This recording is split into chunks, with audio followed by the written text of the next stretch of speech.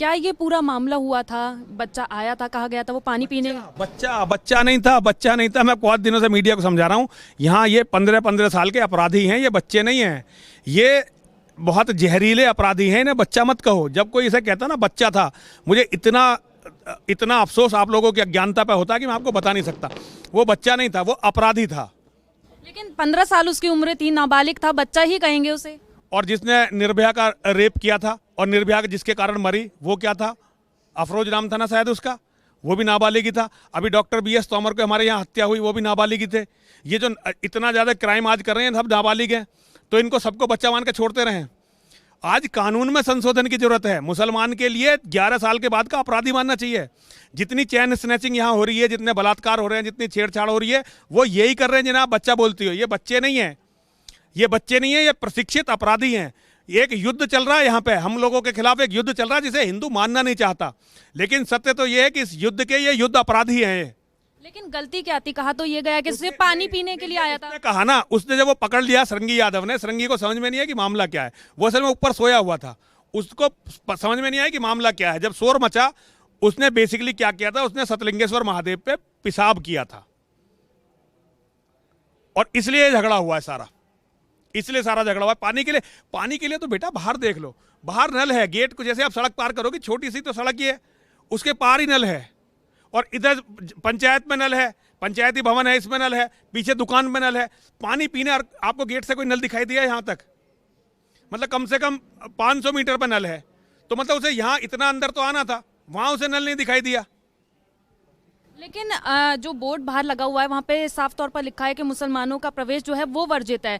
ऐसा क्यों? लेकिन देखिए, हमारे सरकार या फिर कहीं भी नहीं कहा जाता कि अगर आप मुसलमान हैं, अगर आपकी इच्छा है तो आप मंदिर में जा सकते हैं, कोई आपको फोर्स नहीं कर सकता, कोई आपको जबरदस्ती नहीं भेज सकता। क्यों? मंदिर कोई पिकनिक स्पॉट है क्या? मंदिर है क्या? ये मंदिर है आस्था का केंद्र। जिसकी हमारे धर्म में, हमारे उसमें आस्था नहीं है, वो क्यों आएगा मंदिर में?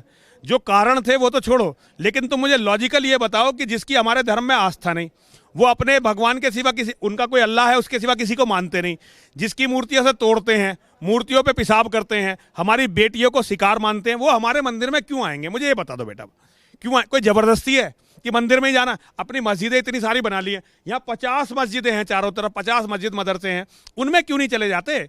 यहीं आने की क्या जिद है? इसी मंदिर में आने की क्या जिद है? लेकिन आप जैसे कह रहे हैं कि घटना ये थी कि उसने शिवलिंग पर पेशाब कर दिया था, लेकिन अगर मान लीजिए वो पानी पीने के लिए ही आता मंदिर में, फिर भी उसे प्रवेश नहीं मिलता? नहीं, लेकिन पीटा नहीं जाता। अगर पानी पीने के लिए आता तो हम उससे कह देते भाई चला जा, तुझे यहाँ पानी नहीं मिलने वाला। इस मंदिर में पानी मुसलमानों के लिए नहीं है। इस मंदिर का कोई चीज मुसलमानों के लिए, हाँ चुरा लेते हैं, वो डकैती डालते हैं, 4 बार इस मंदिर में डकैती डली है, वो होता है। वो जबरदस्ती चाहे हमें मार भी दें, वो तो एक अलग बात है। लेकिन हमारी इच्छा से हम मुसलमानों को यहाँ एक बूंद पानी नहीं देते भाई, नहीं देते। और हम नहीं चाहते कि वो यहाँ पे आए। लेकिन जिस तरह से इस पूरी घटना की वीडियो बनाई गई है और वो वायरल भी हो रही है वीडियो, बुरी तरीके से उस बच्चे को पीटा जा रहा है, तो कहीं ना कहीं आपको ये नहीं देखे बिल्कुल। इस्लाम के जिहादी जो कत्ल करते हैं हमारे बच्चों को, तुमने जो है सचिन की लाश नहीं देखी, सचिन गौरव की लाश नहीं देखी, वो भी तो बच्चे थे, उनसे कोई सिंपैथी नहीं है। और 5 लोग अभी जो यहाँ गाजियाबाद में मारे हैं, गोविंदपुरम के बराबर में, उनकी लाश नहीं देखी, जो गर्दन काट के हलाल करे गए हैं। बेटा वो बच्चे नहीं थे क्या? वो तो 9-9 साल के थे, 7 साल के थे, और घर में घुस के कत्ल करे गए हैं। उनको नहीं दिखाई दे रहा किसी को? ये बड़ा दिखाई दे रहा है। ये चश्मा बदलो मेरी बेटी, चश्मा बदलो, चश्मे को थोड़ा सेट करो। ये अलग चीजें हैं जो तुम लोग देख रहे हो, और मैं जो देख रहा हूँ वो चीजें अलग हैं। नहीं, मेरा सवाल ये था कि जिस तरह से उस बच्चे को पीटा जा रहा है, आपको नहीं लगता कहीं ना कहीं हिंदू और मुस्लिम में दंगा भड़काने की जो है वो कोशिश? नहीं, दंगा भड़काने की नहीं भाई, हमारे यहाँ आई मत, दंगा भड़केगा ही नहीं। आएगा तो पिटेगा, आएगा और बदतमीजी करेगा, पिटेगा, पक्का पिटेगा। और अगर ये तो मैं नहीं था, अगर मैं होता तो ये इससे ज्यादा होता मामला, और वीडियो भी नहीं बनती। फिर वीडियो इसलिए बनी कि मैं नहीं था यहाँ पे। हमें मुसलमान इस मंदिर में नहीं चाहिए बेटा, नहीं चाहिए। हाथ जोड़ो। रीजन क्या है जो बाहर ही बोर्ड लगा दिया गया? ऐसा रीजन क्या है? इस मंदिर में मैं जब से महंत बनाऊं 4 बार डकैती डली, सारी मुसलमानों ने डाली, पुलिस ने जो है उनके दबाव में केस नहीं खोला। इस मंदिर में जितनी चोरी हुई वो मुसलमानों ने करी, पुलिस केस नहीं खोलती।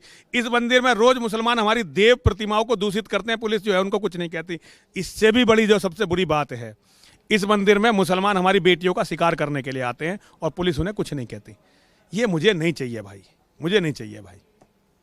लेकिन अगर मान लीजिए अगर आगे फ्यूचर में किसी को भी प्यास लगेगी, वो पानी पीने के लिए, सही में पानी पीने के लिए आएगा, तो भी नहीं आ सकता? नहीं, हम उसे कहेंगे बाहर नल है भैया, जाके वहां मर, हमारे यहाँ क्यों आ रहा है, तू बाहर जाके नल से पानी पी ले, और नल से हम उसे और 2-4 नल और बता देंगे। मैं आप लड़का आप पहचानेंगे किस तरह से? मान लीजिए जरूरी नहीं है, अगर एक मुस्लिम है तो वो टोपी लगा के ही मंदिर में एंट्री करेगा, मान लीजिए। नहीं, अगर पता चला कि ये मुसलमान है तब की बात है, अगर पता नहीं चला तो कोई बात नहीं, पता चला उसने दिखाना चाहा कि मुसलमान हूँ, और वो मुसलमान बेटा यहाँ दिखाते हैं कि वो मुसलमान है। वो हमारी बेटियों से पिछली बार जो है असलम विधायक के लड़के को यहाँ पीटा गया था इस मंदिर में, जो सबसे ज़्यादा हमारे खिलाफ बयानबाजी कर रहा है ना, इसी मंदिर में असलम विधायक जो इसका लड़का आया था और उसने मेरी एक बेटी के साथ बदतमीजी करी थी और फिर हूल दी थी कि मैं असलम विधायक का लड़का हूँ, और उसको पीटा गया था यहाँ पे। तो बेटा ये तो होगा ही, हमारी बेटियां क्या, उनके मतलब अपने जान और माल की हिफाजत की रक्षा करने का अधिकार संविधान देता है। तो क्या ये केवल मुसलमानों के लिए है, हमारे लिए नहीं है ये अधिकार? या 14 साल का लड़का आके अगर मुझे गोली मार जाए तो क्या मैं इसलिए कि वो बच्चा है तुम्हारे हिसाब से मैं उसे गोली मारने दूं कि भाई आ जा तू तो बच्चा है बेटा मार गोली मुझे? 14 साल के लड़के यहाँ जब बलात्कार करते हैं, मैं अपनी बेटियों के बलात्कार होने दूं बेटा? ये बताओ। आप जिस तरह से कह रहे हैं कि लड़कियों का शिकार करने के लिए जो लड़के मुस्लिम लड़के वो इस मंदिर में आते हैं, तो फिर क्यों सुरक्षा के इंतजाम जो हैं वो नहीं किए जा सकते? सुरक्षा का सबसे बड़ा इंतजाम तो ये है कि मुसलमान आवे ही ना, सबसे बड़ा इंतजाम तो ये है कि मुसलमान इस मंदिर में ना आए, ये सबसे बड़ा इंतजाम है। आ गए तो भैया उन्हें निकाल दो बाहर, ये है, यही तो कर रहे हैं, सुरक्षा का इंतजाम तो है ये। देखिए, आप कह रहे हैं कि मुसलमान जो हैं लड़कियों का बलात्कार करते हैं, लेकिन ज़रूरी तो नहीं है कि एक मुसलमान ही होगा तो ही वो बलात्कार करेगा किसी लड़की का। हिंदू लड़के भी आजकल जो है बलात्कार करते हैं। हिंदू लड़के बलात्कार करते हैं, लेकिन उनकी कोई किताब नहीं कहती, उनका धर्म नहीं कहता। मुसलमान लड़के बलात्कार इसलिए करते हैं कि उनके ने उन्हें यह सिखाया है। मेरे भगवान ने बलात्कार नहीं सिखाया। एक किताब दिखा दो, एक किताब मेरी बेटी दिखा दो हिंदू धर्म की जो बलात्कार सिखाती हो। तो हिंदू जो बलात्कार कर रहा है, अच्छा एक सबसे बड़ी बात जिसका मुझे सबसे ज्यादा टीस है, हिंदू कोई भी हिंदू हो, मान लो तुम्हारा कोई छोटा भाई है, अगर वो किसी लड़की को छेड़ता है और मैं शिकायत लेके तुम्हारे पिताजी के पास जाता हूं, तुम्हारे पिताजी क्या करेंगे? वो ये भी नहीं देखेंगे कि शिकायत सच्ची है या झूठी है, वो तुम्हारे भाई को डांटेंगे, उसे मारेंगे। एक हिंदू ये करता है। यहां मुसलमान लड़की छेड़ते थे और हम अगर उन्हें कुछ कहते थे ना तो इतनी बड़ी बड़ी दाढ़ी वाले मौलाना हमसे लड़ने के लिए आते थे और हमारी बेटियों को बदचलन बताते थे।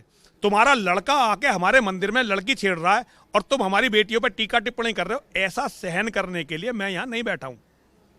और ये एक बार नहीं हुआ, ये मेरे साथ 6-7 बार हुआ लगातार, मेरे साथ हुआ ये, औरों के साथ। और तो यहां बोलते ही नहीं थे, मुझसे पहले यहां कोई इस बात को बोलता नहीं था, और भारतवर्ष में मुझसे पहले कोई जो है के बारे में इतना खुलकर बोलता ही नहीं था।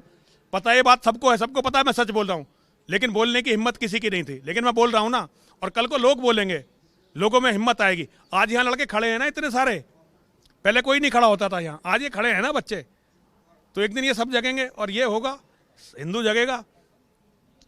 बस मेरा एक आखिरी सवाल ये है, जो मैंने अभी मंदिर के आसपास तस्वीर देखी, यहाँ पे जितना मुझे लगा कि ज्यादा संख्या में शायद मुस्लिम जो है वो रहते हैं। 5% मुसलमान, केवल 5% हिंदू हैं, केवल 5% हिंदू।